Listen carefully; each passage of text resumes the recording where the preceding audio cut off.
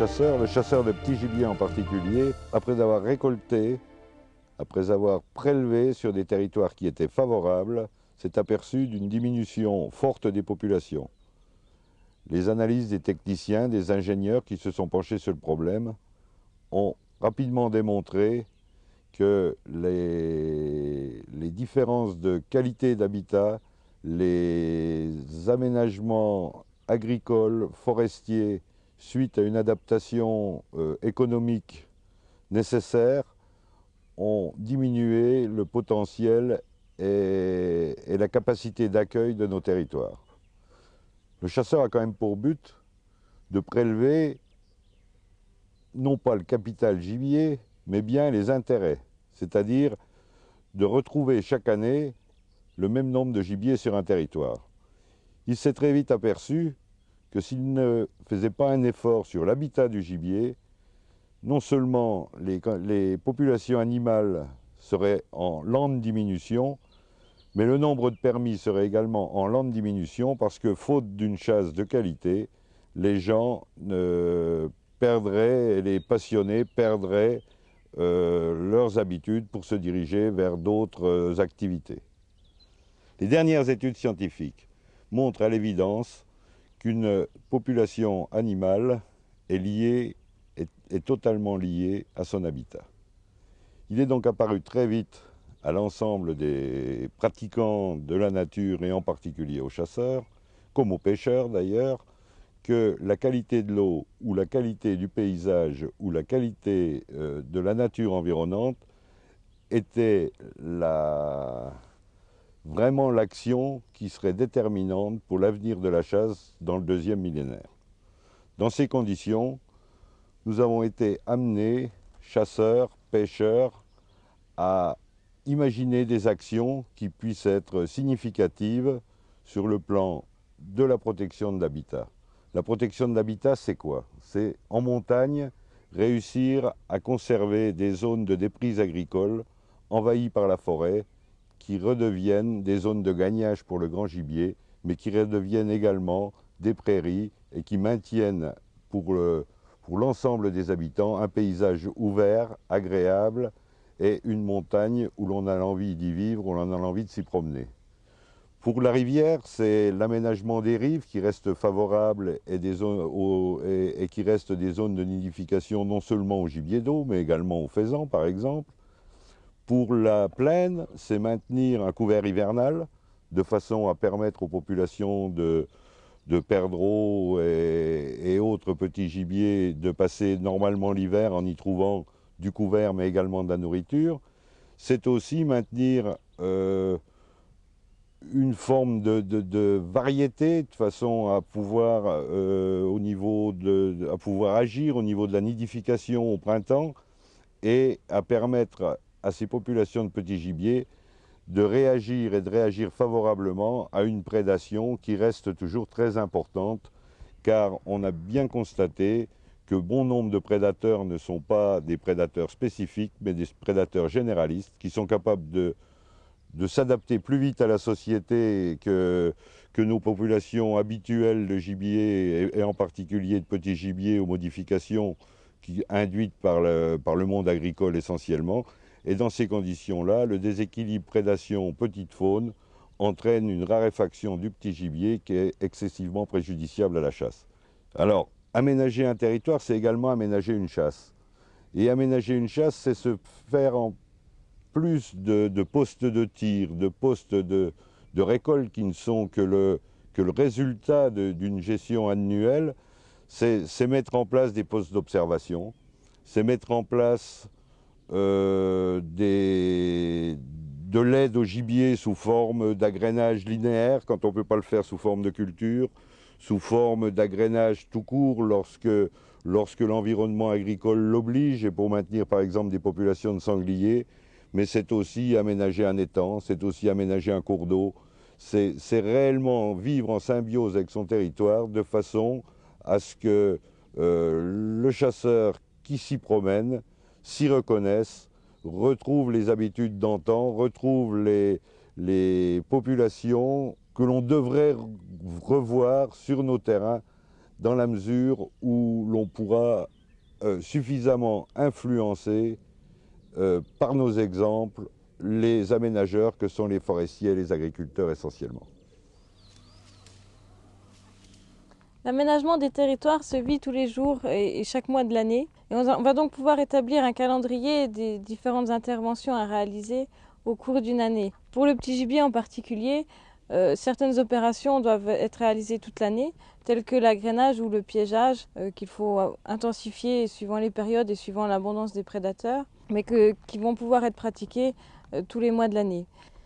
La première opération de l'année va consister à suivre les populations de petits gibiers, de façon à pouvoir établir clairement sur un territoire où elles se situent, pour pouvoir par la suite choisir les parcelles qui vont être aménagées. On va donc commencer par le choix des parcelles qui vont être implantées soit en jachère faune sauvage petit gibier, soit en culture petit gibier, en fonction de la situation des populations. Et donc on va pouvoir démarcher auprès des agriculteurs pour pouvoir contractualiser des jachères faune sauvage. Donc ces opérations-là vont se faire dans le courant du mois de mars et vont se concrétiser sur avril et mai avec le semis de ces parcelles, en sachant que les couverts de printemps auront comme vocation première d'apporter de la nourriture, mais également d'apporter principalement du couvert pour les mises bas et pour les couvées. En fonction de l'évolution du couvert végétal qui sera implanté sur les parcelles, il faudra prévoir dans le courant du mois de juin-juillet un traitement mécanique ou chimique de la végétation, en sachant qu'on va plutôt prôner le traitement chimique qui sera beaucoup moins néfaste à la faune.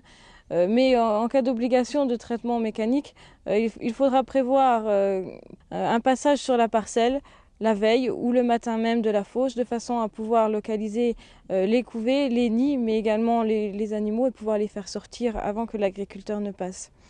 Nous aurons également dans le même temps arrivé vers la fin du mois de juillet à entretenir les plantations de haies qui auront été faites les années précédentes, c'est-à-dire à prévoir la fauche des banquettes enherbées de chaque côté et également l'élagage des arbres ou arbustes qui auront été plantés. Dans le courant du mois d'août, nous allons pouvoir commencer à préparer les parcelles et également à implanter les semis d'automne pour les cultures et les jachères faune sauvage. Ces semis réalisés donc fin d'été et qui auront atteint une taille suffisamment importante pour l'hiver auront pour vocation première d'apporter de la nourriture à la petite faune et également donc de fournir un abri pour les périodes hivernales. Donc une fois le mois d'août fini, on va pouvoir commencer un autre aménagement qui va être étudié sur plusieurs mois. Ça va être la plantation des haies, pour lesquelles on va se consacrer à partir du mois de septembre et tout le mois d'octobre à matérialiser sur le papier la plantation de haies, c'est-à-dire d'une part à choisir les parcelles, mais également à choisir les différentes essences qui vont être implantées et la composition de la haie, à savoir comment on va implanter les arbres et arbustes, puisque du choix de l'emplacement des plants dépendra la structure qu'on voudra donner à la haie, à savoir si c'est une haie arborescente ou une haie basse tige. Et donc on enchaînera au mois de novembre sur la plantation des haies qui sera réalisée novembre, décembre et une partie de l'hiver tant que la sève n'est pas dans les arbres. Sur toute l'année, il va également être important de prévoir l'avenir, particulièrement par l'intermédiaire des procédures d'aménagement foncier, où il sera important à ce moment-là que chaque société qui est au courant du début d'un aménagement foncier puisse prévenir sa fédération de chasse de façon à intégrer les commissions communales d'aménagement foncier. Par l'intermédiaire de ces commissions, il va être possible de prévoir des parcelles qui seront le long des chemins, le long des cours d'eau, ou également de petites parcelles en milieu de plaine ou en bordure de bois, de façon à réaliser les futurs aménagements qui seront destinés à la petite faune ou à la grande faune.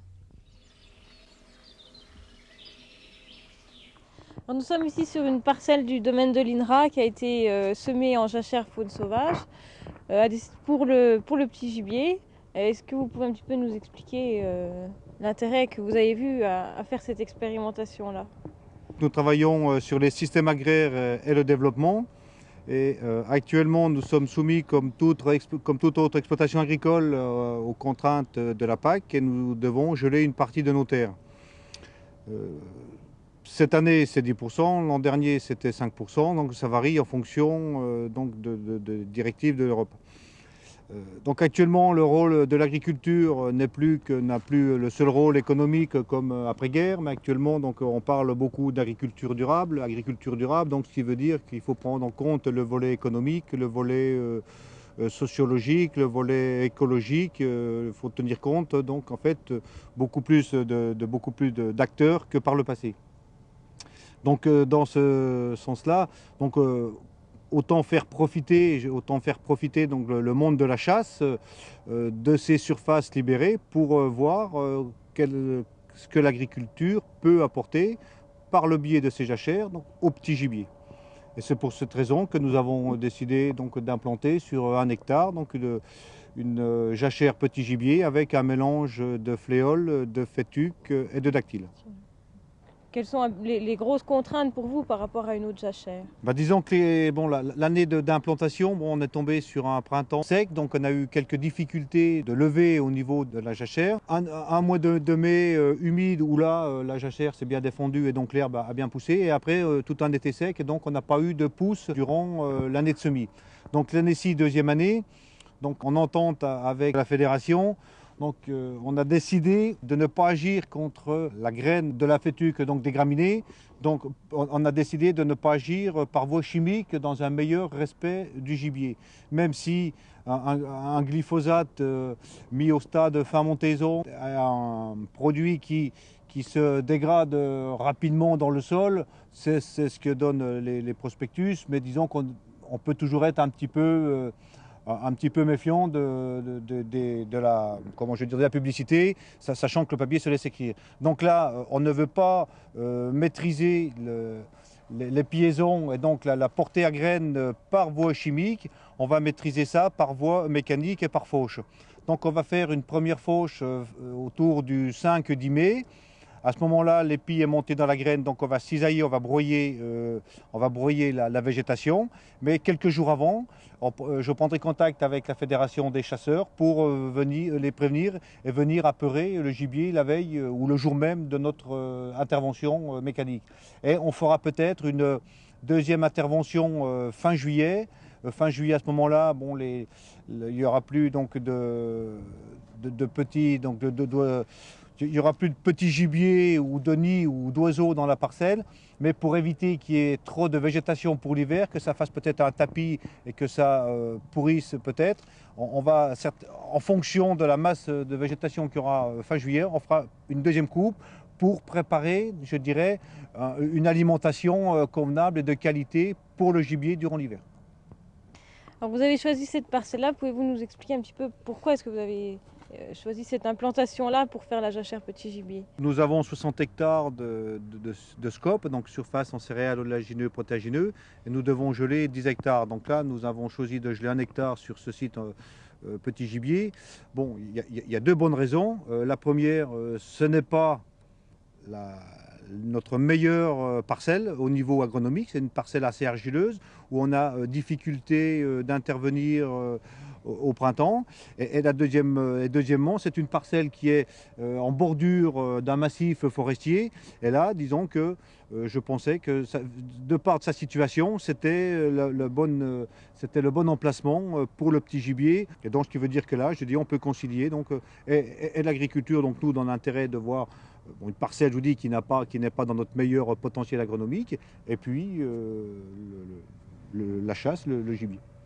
Voilà, disons, les deux raisons qui m'ont poussé à situer cette parcelle à cet endroit. Et d'un point de vue agricole, est-ce que pour vous, ça a imposé un certain nombre de contraintes en plus par rapport à une jachère normale?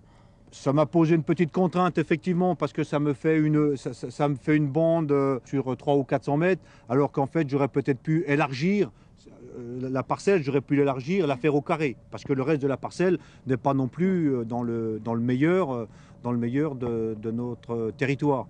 Mais disons que je préférais la mettre tout en longueur pour éviter la mettre complètement contre la parcelle boisée, pour éviter aussi peut-être au gibier d'aller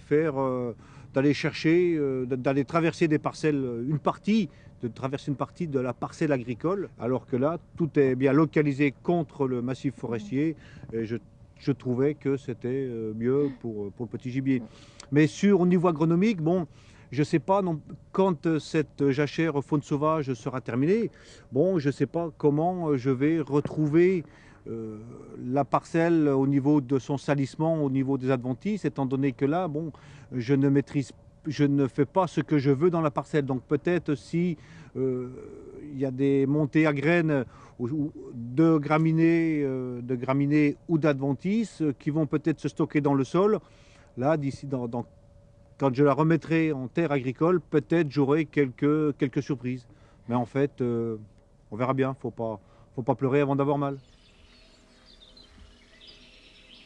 Sur la commune, en même temps qu'on a lancé l'opération Perdrix, nous avons été contactés pour essayer de préserver un maximum de haies ou de petits bosquets dans la commune, ou alors essayer d'en réinstaller. On s'est donc rapproché de la société de chasse locale pour savoir un petit peu ce qui existait sur le territoire et pour savoir comment on pouvait intervenir et qu'est-ce qu'il était possible de faire comme aménagement de façon à diversifier le paysage. Donc le président de la société de chasse, donc vous nous avez permis de rencontrer le maire, d'étudier un petit peu les plans et de nous exposer un petit peu la situation de la commune, quels seraient les boisements qui allaient disparaître et les chemins qui seront conservés et donc ce qui nous sera possible de réaliser. Alors on est donc ici au bord de la voie romaine, qui donc est un chemin qui va rester en place, qui va être élargi de façon à permettre le passage des engins agricoles. Et on a profité donc avec l'accord du maire et du conseil municipal pour intégrer au bord du chemin une parcelle qui fait à peu près 5 mètres de large, 5 mètres de large. Hein, de façon à refaire une plantation de haies, puisque la haie que nous avons au bord du chemin est maintenant dans l'emprise du chemin et va être amenée à être gyrobroyée et à disparaître. Est-ce que les gens ont compris assez rapidement l'utilité d'une telle opération? C'est-à-dire que dans tout remembrement, dès l'instant que la prise de possession est en route, tout ce qui est haies, petits buissons ou bois qui gênent, ils sont rasés et c'est revenu en plaine. Alors, à l'heure actuelle, il y a pas mal de petites haies, pas nombreuses, mais de petites haies qui sont en plein dans les chemins. Ceux-là, automatiquement, vont être broyés, puisqu'elles sont dans l'emprise des chemins. Et avec l'accord du conseil municipal, on a refait des petites zones en dehors des chemins qui font des petites parcelles de 5 mètres de large sur 50 mètres, 60 mètres, 80 mètres de long pour être aménagées en haies, toutes sortes, ce qu'il faut pour préserver le petit gibier. Je crois que la grosse peur, c'est la peur de l'entretien par la suite et c'est la peur d'avoir des parcelles qui retournent en friche. Et donc c'est la société de chasse qui commandera cet entretien-là et nous subventionnerons l'entretien derrière de façon à ce que ça ne fasse pas un gros surcoût pour la société puisque vous n'êtes pas nombreux. Et puis c'est une opération qui mérite d'être soutenue. D'autant plus que nous, elle va être couplée avec donc l'opération de jachère et en plus de ça, donc le repeuplement en perdrix que nous faisons sur la commune. C'est un tout finalement qui va en faveur du petit gibier et pour lequel on va essayer d'être le plus complet possible. Le plus important pour nous, c'est pas forcément d'avoir une grande longueur de haie, c'est plutôt d'avoir des petits morceaux un petit peu partout sur la commune, puisqu'on sait qu'une grande haie va favoriser la prédation sur le petit gibier qui va venir s'abriter à l'intérieur. Et donc on préfère avoir plusieurs petits bosquets qui serviront d'abri et qui seront disséminés un peu sur toute la commune. Parce qu'on est quand même sur cette commune et donc les autres communes autour ont déjà été remembrées. C'est des communes sur lesquelles il reste plus du tout de buissons ou pratiquement plus. Oui. Et donc ici, ça va être une commune qui va un petit peu servir de refuge à toutes les communes du secteur. Oui. Nous, en tant que fédération, donc on va étudier la composition des haies qui vont être plantées. Ce qu'on va favoriser, c'est essentiellement des essences à baies, de façon à apporter de la nourriture en plus en hiver pour les oiseaux, pour la petite faune. Mais on va également favoriser des espèces qui rejettent très peu et qui qui ont une croissance assez lente, de façon justement à ne pas aller coloniser les parcelles à côté. C'est un tout en fonction de la nature du sol et puis en fonction de l'objectif, nous en sachant que notre objectif c'est d'apporter du couvert mais également de la nourriture en plus. On va choisir des essences un peu comme le sorbier, la lisier, bon, il y a également le troène ou bon, il y a également l'aubépinier, mais l'aubépine, le problème c'est que ça s'étend assez rapidement. En fait, bon, on a une gamme assez complète de buissons et il faudra qu'on définisse exactement la position pour chaque bosquet et la composition précise de chaque haie. Alors, nous sommes ici à côté d'un cours d'eau qui a été remis en état par la société de chasse. Est-ce que vous pourriez nous faire un petit peu l'historique de ce cours d'eau et des opérations que vous avez faites pour favoriser le gibier d'eau? Cette rivière est en fait un ancien bras de rivière qui a été coupé de l'eau courante lors des curages qui ont eu lieu fin des années 60. Ce bras n'étant plus alimenté que par quelques sources, il est vrai qu'il s'est énormément invasé et également laissé à l'abandon par les propriétaires riverains ainsi que par les sociétés de chasse et autres utilisateurs de la nature. Il a été envahi très rapidement par une végétation, notamment des saules morts qui sont tombés dans la rivière. Cette rivière, autrefois très accueillante pour le gibier d'eau, était devenue, il y a seulement 2 ou 3 ans, je dirais le paradis des nuisibles. Fort de ce constat, les chasseurs ont décidé de réaménager ce cours d'eau sur 2 années consécutives, dans l'espoir de faire revenir le gibier d'eau et éventuellement favoriser la formation de souches locales en y introduisant du colvert artificiel. Donc dans un premier temps, l'opération a commencé par le nettoyage de la rivière, donc sur moitié du parcours. Sur les 600 ou 700 mètres qui ont été dégagés dans la première vague de travaux, nous avons retiré grosso modo l'équivalent d'une dizaine de bennes de bois mort et a été construit un barrage provisoire en planche qui a permis de faire monter les eaux d'une vingtaine de centimètres. Et lors du lâcher de ce barrage, de faire une évacuation de toutes les lentilles et les différents résidus verts qui s'étaient emmagasinés à la surface de l'eau, rendant la rivière plus agréable à regarder et pour l'être humain et pour la faune sauvage. On espère dans le deuxième temps faire la deuxième partie et également construire un barrage définitif en dur qui est censé refaire une ancienne digue de moulin qui existait il y a maintenant une trentaine d'années et qui a été détruite lors du curage. Et la remise en service de cette digue permettra de réguler à volonté le niveau de ce qu'on appelle ici la fosse rivière et ainsi, au fil des mois, conserver un niveau d'eau suffisant pour accueillir toutes les nichées éventuelles.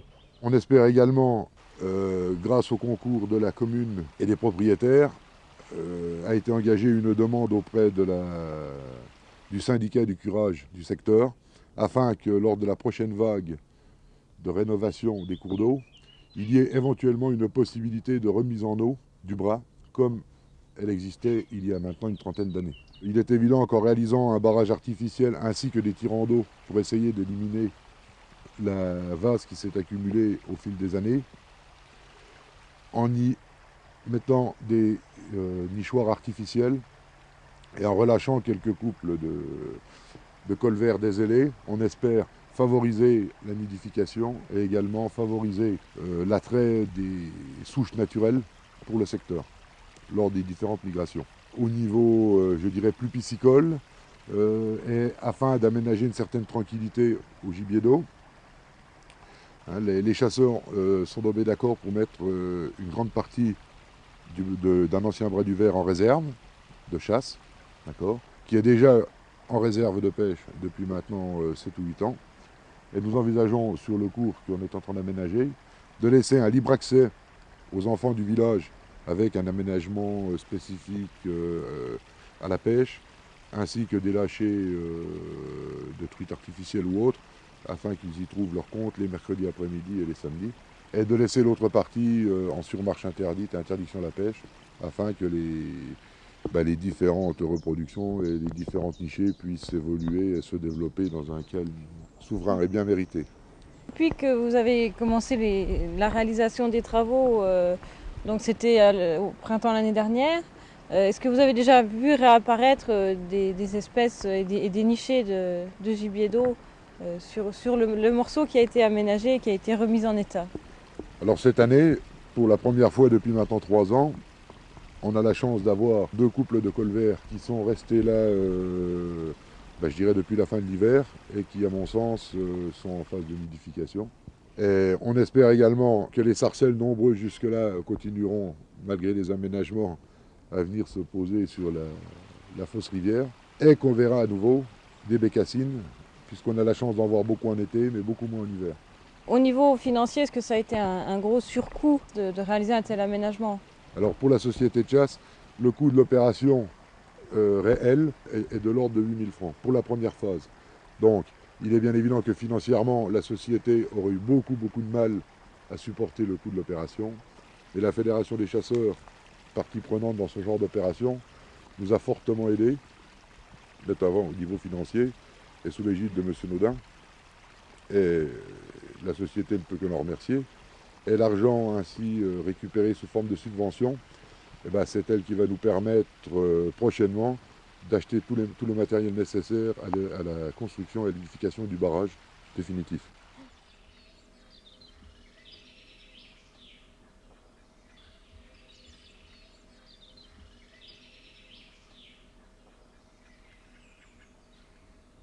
C'est l'aménagement particulier sur un étang d'environ 5 hectares pour obtenir, bien sûr, à la fois du poisson, c'est son but premier, et d'obtenir une bonne capacité d'accueil pour le gibier d'eau. Alors, dans un premier temps, nous avons très largement élargi la digue de façon à éclaircir l'étang, et nous pensons également tout à fait défricher la partie droite de l'étang pour en faire une prairie. De cette manière, en augmentant le potentiel de lombric, mais également le potentiel d'accueil en herbe, etc., rendre l'étang plus accueillant pour le gibier d'eau et pour les oiseaux aquatiques en général.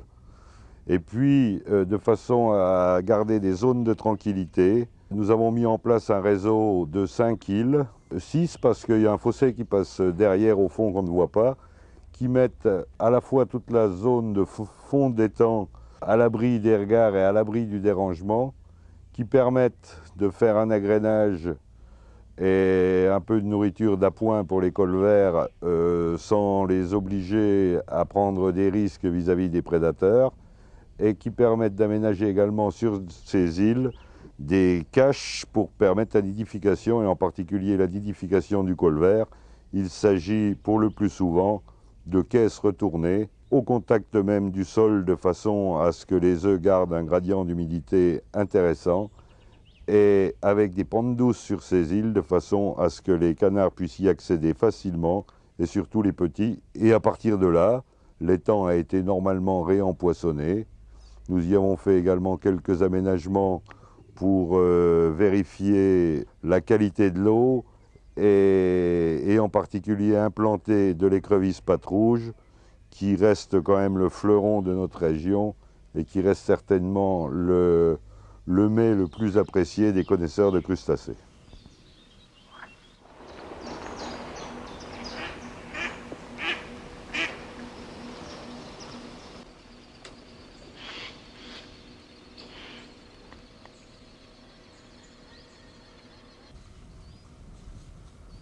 Alors aménager ma chasse, qu'est-ce que c'est? C'est d'abord mettre en place un réseau d'observation sous forme de mirador qui permet, tant pour la petite faune que la grande faune, des observations de printemps, d'été, qui permet des observations de santé de population, de quantité de population et surtout de qualité de reproduction. Mais c'est également mettre en place des postes d'affût, des postes de tir pour la chasse, et c'est l'essentiel de nos préoccupations d'avant-chasse, c'est-à-dire dans les 2 mois de vacances que l'on pourrait passer autrement, et peut-être sur la Côte d'Azur si on n'avait pas cette passion qui nous anime. Par contre, le printemps, la fin de la chasse, le printemps et l'hiver méritent une attention toute particulière. Nous savons fort bien que les animaux ont un besoin de nourriture février, mars, particulièrement dans les zones de montagne, janvier, février, mars, et qu'un printemps tardif ou une neige un peu longue peut entraîner des pertes hivernales importantes, mais également des animaux en mauvaise santé qui auront une reproduction affaiblie, qui entraînera des avortements chez les biches en particulier.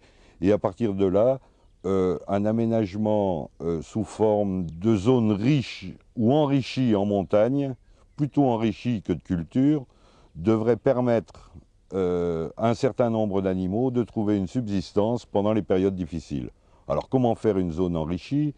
Nous avons la possibilité de créer des clairières.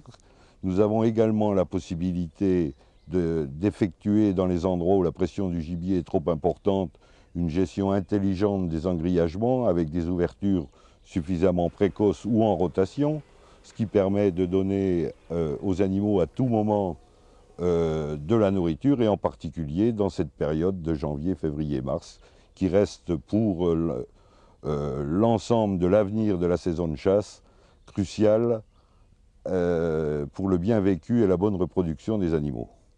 À partir de mai-juin, année de naissance des chevrillards et des faons, l'action du chasseur est moindre. À partir du moment où la montagne, comme la plaine, reste hospitalière, il n'y a plus comme action qu'une protection accrue des chevrillards au moment de la fenaison, pour éviter que les nouvelles techniques agricoles, en particulier l'ensilage et les foins précoces avec des faucheuses rotatives qui vont très vite, créent une perte tant dans le petit gibier que dans le chevrillard. Donc, ce qui nécessite un certain nombre d'actions lorsque c'est possible par le chasseur, de repérage soit des nids, soit de dérangement à l'intérieur des foins pour éviter qu'une faune trop importante s'y concentre et s'y trouve piégée au moment de la fenaison. Et puis ensuite arrive le moment de la récolte, et au moment de la récolte, le chasseur doit maintenir et lutter contre le dégât de gibier, en particulier par un agrénage permanent et linéaire, pour que les populations de sangliers n'aient pas tendance à s'éparpiller en plaine et à faire de gros dégâts dans les blés en lait d'abord, puis dans les maïs en lait, et à créer une zizanie entre le monde de la chasse et le monde agricole, zizanie qui est toujours préjudiciable à l'avenir de la chasse, sachant que nous chassons quand même sur des terrains et que le droit de chasse reste lié au droit de propriété, et que ce droit de propriété, nous ne l'avons pas toujours, et il est bien important que nous soyons en bonne relation avec les propriétaires, tout en faisant valoir nos spécificités et nos exigences pour la faune et pour l'environnement. Dans ces aménagements de printemps, il est bien entendu nécessaire de mettre en place, chaque fois que c'est possible et chaque fois qu'on en a la propriété ou l'autorisation, des cultures à gibier.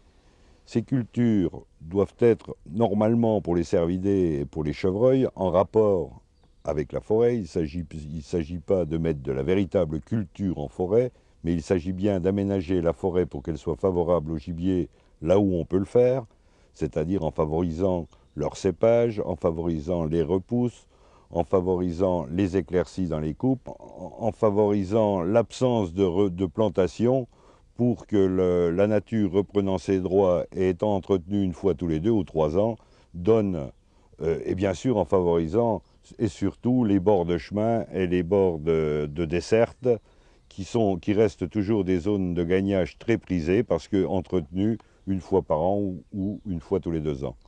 Et puis il existe, chaque fois que c'est possible, la mise en place de véritables cultures. Je crois que c'est une erreur de les mettre au milieu d'une forêt, parce que souvent la terre en forêt est tellement peu accueillante pour une culture que les travaux qu'elle nécessite sont tout à fait disproportionnés avec le résultat qu'on en tire. Mais par contre, lorsque l'on se retrouve, un peu comme ici, sur d'anciens jardins qui ont été gagnés progressivement par le friche, les défricher, les débroussailler et mettre en place une culture paraît être tout à fait indiqué, parce que la quantité de nourriture fournie aux animaux pour l'hiver sera incomparable, tant pour les grands animaux que pour la petite faune. les études de l'Office national de la chasse prouvent que le meilleur rapport couvert-nourriture pour le petit gibier reste le maïs. Et la mise en place dans les jachères que l'on a baptisé jachère grand gibier d'un mélange maïs-sorgho nous semble être une sorte d'idéal pour assurer à la fois la prévention des dégâts de gibier et le déferlement des sangliers en plaine et en même temps une nourriture pour le petit gibier et un couvert pour le petit gibier en hiver.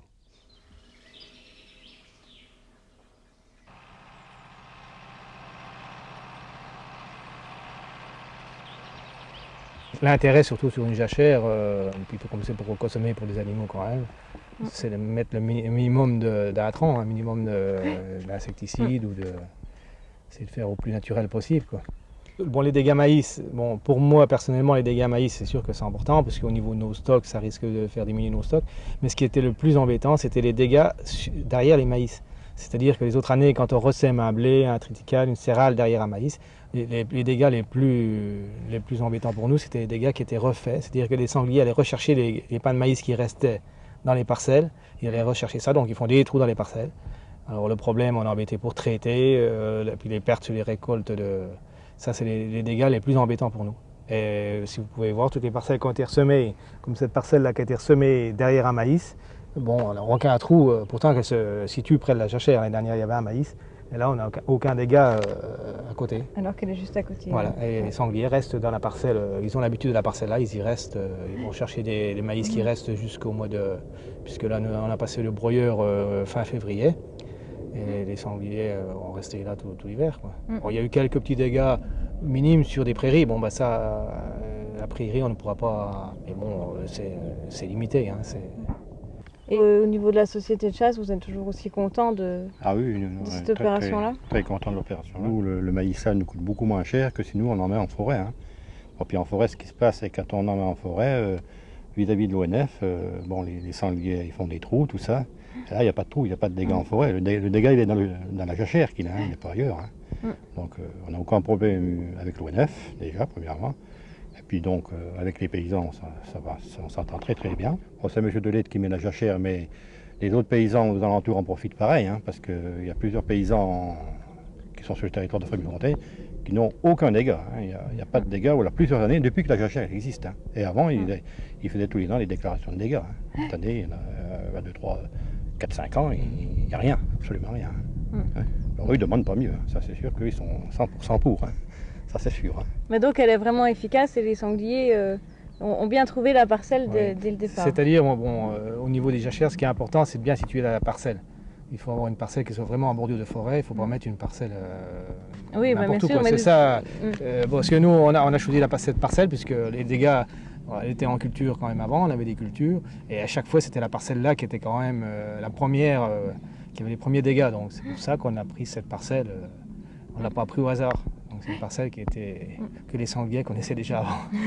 De toute façon, ça fait nous partie de nos conditions initiales pour accepter de telles jachères, puisqu'on demande à ce qu'elles soient en bordure de bois, et on demande également à ce que donc elles soient semées en maïs sorgho et le plus précoce possible, de façon à ce que les sangliers trouvent cette parcelle-là en premier et qu'ils restent dedans une fois qu'ils sont rentrés dans la parcelle.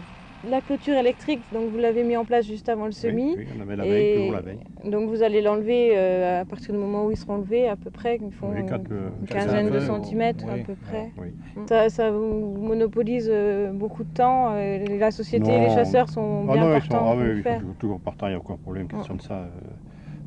Tous les ans, on sait qu'on a ça à faire. Oui, on a profité hier soir, on a clôturé les jachères, plus une parcelle de 5 hectares qui se trouve un peu plus haut, qui a été clôturée en même temps, bon, parce que s'ils ne viennent pas là, ils risquent d'aller un peu plus loin, donc on a tout clôturé hier soir. On clôture tous les maïs de M. Delette, car bon, ceux qui sont risquent d'y aller, quoi. Hein. C'est la société qui les clôture, hein. On les clôture en même temps. Je voudrais que dans le secteur, dans le département, tous ceux qui peuvent faire ça, le fassent. Pour eux, ça sera une très grosse réussite pour eux, hein, ça c'est sûr. Pour nous, si ça l'est, je pense que les autres, ça sera pareil. Hein. Ah oui, ça c'est sûr. Et puis ça leur coûtera beaucoup moins cher, ça c'est pratiquement sûr. Moi, ce que j'encourage avec les agriculteurs et les chasseurs, c'est qu'il y a une bonne entente entre eux, quoi. C'est la première, si on veut réussir une jachère, s'il n'y a pas l'entente entre les agriculteurs et les chasseurs, bon, c'est sûr que ça ne marchera pas. Il faut, même où il n'y a pas de jachère, moi j'encourage les chasseurs à aider les agriculteurs à clôturer.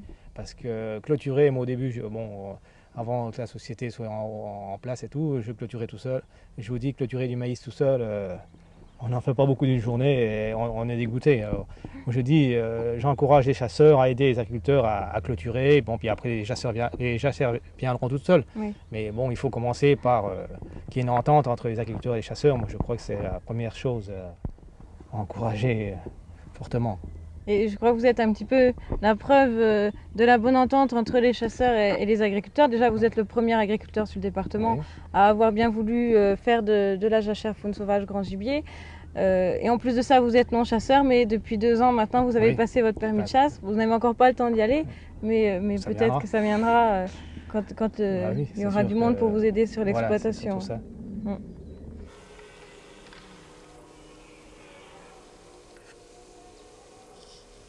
Afin de lutter contre les dégâts forestiers causés par les grands cervidés sur les régénérations, nous avons décidé, dans le cadre d'une opération pilote avec l'ONF et certains adjudicataires privés ou publics, de réaliser des zones de gagnage en montagne.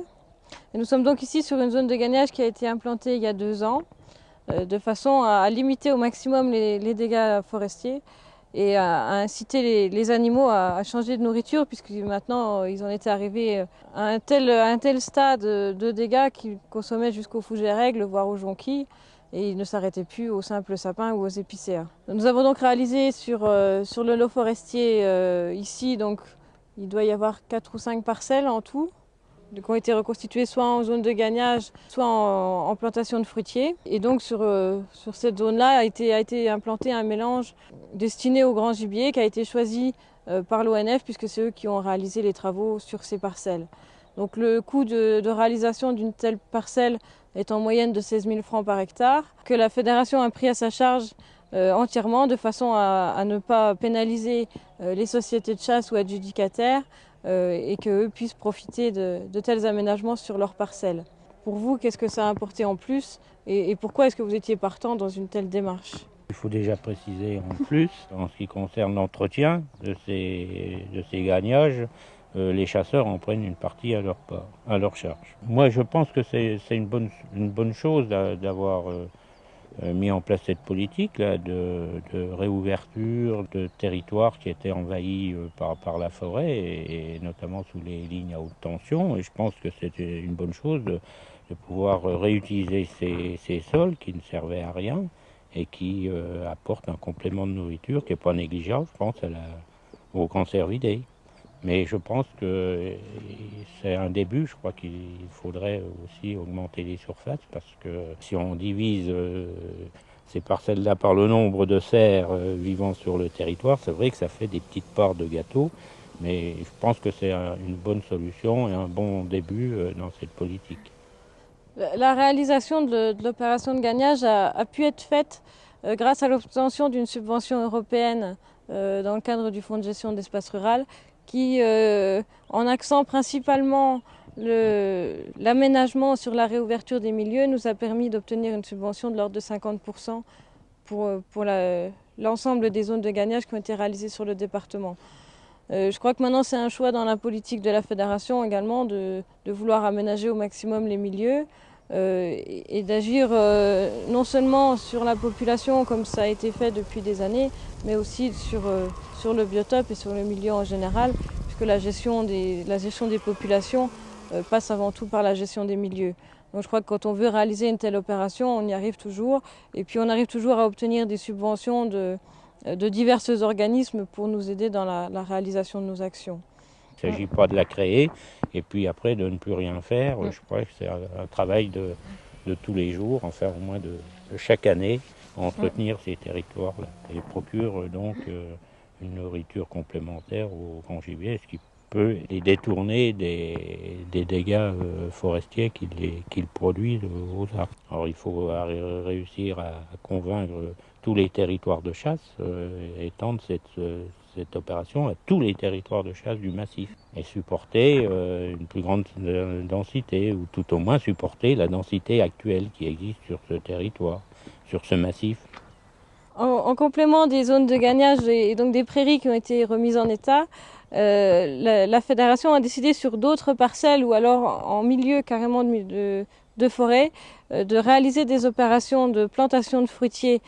Donc c'est en fait des parcelles qui ont soit été réouvertes et uniquement dans l'objectif de replanter des arbres fruitiers, ou alors carrément des parcelles ou des micro-parcelles en milieu forestier, donc pour lesquelles on a maintenu la végétation alentour et où on a simplement réalisé des plantations de fruitiers. Donc les fruitiers plantés ont été essentiellement des pommiers et des poiriers sauvages qui, une fois adultes, pourront apporter un complément de nourriture non négligeable à la grande faune, mais pour lesquels on a également choisi des espèces à fruits qui puissent favoriser également les oiseaux et quelque peu le tétra, puisqu'on est également sur une zone à tétra.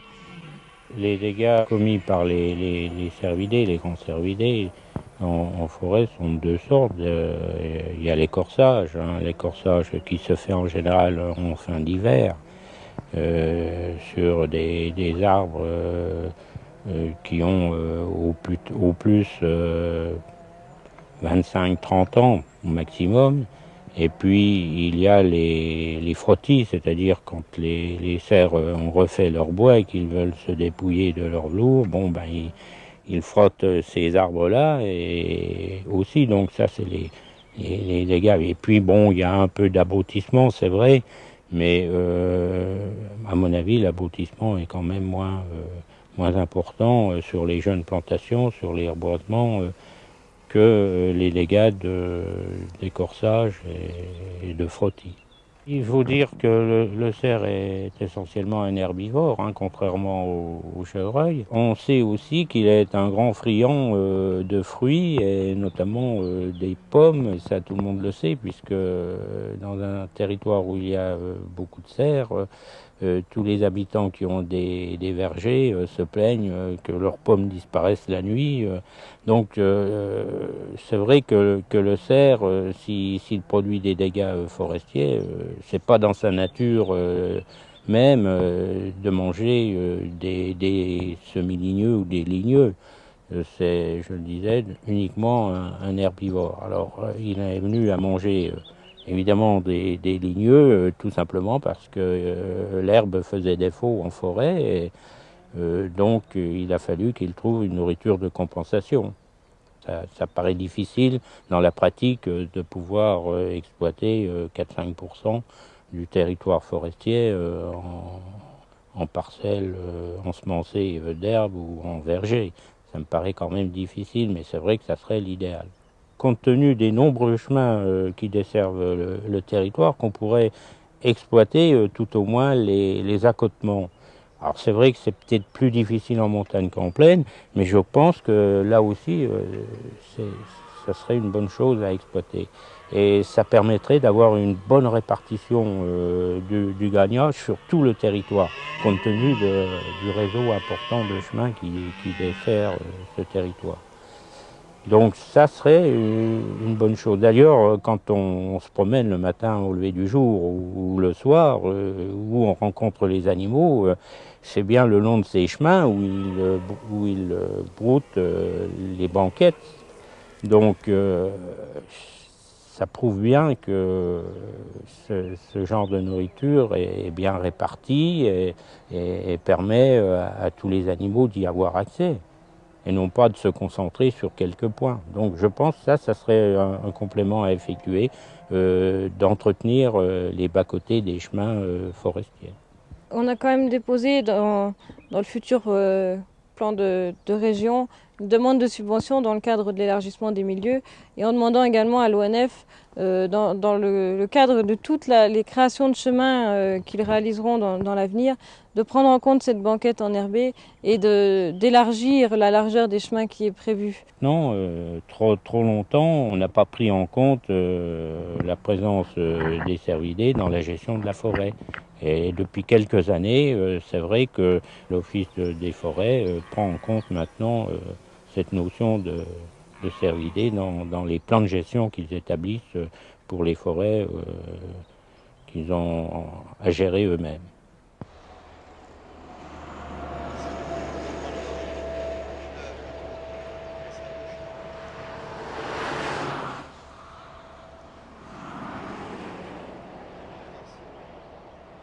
Nous sommes dans le massif forestier d'Arc-en-Barrois et Châteauvillain, où l'autoroute A5 passe au nord de ce massif forestier et a coupé 600 hectares au nord, il reste 11 000 hectares au sud. La Société des autoroutes Paris-Rhin-Rhône a installé tout le long du tracé de la clôture grande faune pour protéger nos clients, c'est-à-dire éviter que la grande faune, cerfs, sangliers, chevreuils, traverse l'autoroute et que nous ayons des collisions avec nos clients. Par contre, au niveau de la construction, dans le souci de l'environnement, nous avons rétabli le passage entre le massif de 600 hectares et celui de 11 000 hectares. Pourquoi? La création de ces passages à faune permet de favoriser l'échange entre les espèces, ce qui évite d'avoir un appauvrissement génétique, principalement au niveau des chevreuils et des cerfs et sangliers. Alors, un passage à faune spécifique, qu'est-ce que c'est? C'est un ouvrage d'art sur lequel, au lieu d'avoir une route, on a simplement mis de la terre végétale et on a planté des essences type acacia, noisetier, de façon à venir coller à la forêt. Donc sur le passage à faune, vous avez des arbres. Et de chaque côté, vous avez la forêt, ce qui fait que le passage se confond avec la forêt, de façon à favoriser l'arrivée des animaux et favoriser la traversée entre les deux massifs forestiers. Le passage fait entre 7 et 9 mètres de large. De chaque côté, on a mis des palissades en bois de façon à éviter le bruit de l'autoroute le plus possible. Donc, la Société des autoroutes Paris-Rhin-Rhône a construit des passages à faune soit spécifiques, soit mixtes. Actuellement, nous sommes sur un passage à faune mixte, c'est-à-dire que nous avons un rétablissement d'un chemin forestier qui passe sur l'ouvrage et de chaque côté de ce chemin, nous avons planté des arbustes de façon à faciliter le passage des animaux. Et actuellement, une idée est lancée, c'est qu'au niveau des passages à faune spécifiques, pourquoi pas créer aussi une trouée de façon à faciliter le passage des cerfs. C'est une approche qui est en cours et que nous allons étudier très précisément. Actuellement, sur l'autoroute A5, entre Vulaine et Beauchemin, c'est-à-dire sur 170 km, la Société des autoroutes a construit 14 passages, soit spécifiques, soit mixtes. Il faut savoir que l'investissement sur un passage à faune est de l'ordre de 2 millions à 2,5 millions par ouvrage. Donc ce que l'on veut aussi, c'est voir le retour à investissement. Et pour cela, on a un système de vidéosurveillance de ces passages à faune, de façon à voir qui traverse, qui emprunte ces ouvrages. Donc on peut voir qu'il y a des sangliers, qu'il y a du chevreuil et qu'il y a même des cerfs. Donc le système de vidéosurveillance, c'est un système où on a une barrière laser et à chaque fois qu'on a un cerf, sanglier ou chevreuil qui passe, on enregistre son passage, ce qui nous permet de faire aussi le décompte du nombre de grandes faunes qui traversent ces ouvrages. L'implantation de ces passages à faune se font dès l'étude d'impact, donc en concertation avec l'Office national de la chasse, l'ONF, et la Fédération de chasseurs, car ce sont des organismes qui, eux, connaissent les passages spécifiques de transhumance des animaux de grande faune, je dirais, type cerf, chevreuil et sanglier. Alors, en conclusion, malgré la bonne volonté des chasseurs, malgré la volonté des fédérations, malgré la volonté de toutes les associations d'aménager le territoire en faveur de la faune, nos actions ne resteront que ponctuelles et n'auront jamais la possibilité d'atteindre le retentissement que l'on peut obtenir lorsqu'on trouve des accords avec les véritables aménageurs de la nature, que sont les agriculteurs, que sont les forestiers, qu'ils soient publics ou privés, que sont les collectivités territoriales. Il est donc nécessaire aux chasseurs de se mobiliser auprès de l'ensemble des collectivités et de négocier dans les commissions de remembrement, de négocier avec les chambres d'agriculture, de négocier avec des organisations comme le CRPF, de négocier avec l'Office national des forêts pour que la faune soit prise en compte sur ce que l'on pourrait appeler dans la nature ordinaire, puisque certaines associations comme les protections des sites lorrains par exemple, ou pour la protection des sites en général, ne s'occupent que du remarquable. Pour ce qui est de la nature ordinaire, c'est une négociation permanente que les chasseurs doivent avoir avec les pouvoirs locaux, avec les départements, avec les régions, avec les communes. Et de ces négociations, devraient permettre et faire émerger une prise en compte d'une nature plus hospitalière pour la faune, mais la faune étant révélateur biologique de la qualité du sol et de la qualité des produits qui sont fournis à la consommation humaine, les deux choses sont capables de se coordonner et de se combiner, parce que je pense que le consommateur sera de plus en plus exigeant de qualité et de sécurité pour ce qu'il achète et pour son dîner de tous les jours. Cette partie-là, les chasseurs peuvent l'utiliser, peuvent faire valoir au sein de toutes les commissions le rôle qu'ils ont à jouer. Mais ils ne peuvent faire valoir ce rôle que s'ils sont capables, par des techniques, par des exemples, de montrer aux aménageurs en général quels résultats ils peuvent tirer d'exemples d'aménagement intéressants pour la faune.